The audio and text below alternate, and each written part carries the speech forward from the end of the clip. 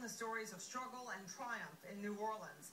We talked to Lee at the West Bank Barnes & Noble tonight about his newly released DVD set, If God is Willing and the Creeks Don't Rise. What started as a sequel to When the Levees Broke evolved into a commentary about yet another disaster.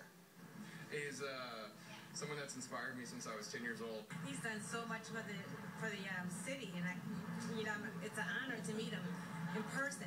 The New Orleans area seems a little like home for Spike Lee, and documenting the city's survival has become the New Yorker's mission. How much can the people take?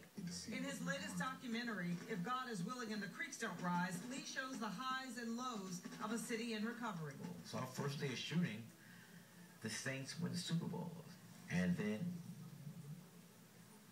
the thing blew up, and it changed everything. The thing was the Deepwater Horizon. Lee at first was focused on Katrina recovery, And they're spraying. then launched into also filming the guts of another disaster. There's still oil in to go from Mexico. People are getting sick. Lee has been spotted at protests against big oil. One of the key things went wrong was that General Russell Honore was not put on this, and they chose Thad Allen instead.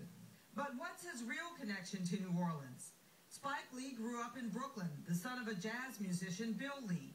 He says his dad didn't talk about New Orleans, but he met his share of New Orleans legends early on. In the neighborhood where I grew up in Brooklyn, everybody, when they left here, they moved to my neighborhood.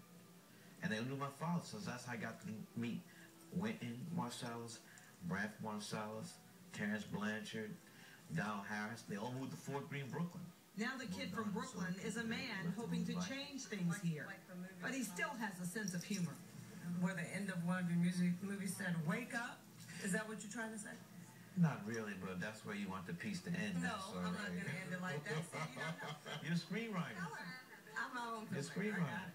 He hopes to wake people up to issues here that he isn't sure will spawn another film project, but who knows? In fact, he says I was correct. Well, Lee says the documentary is about 4 hours. The last hour of it is dedicated to what happened surrounding the Deepwater Horizon spill.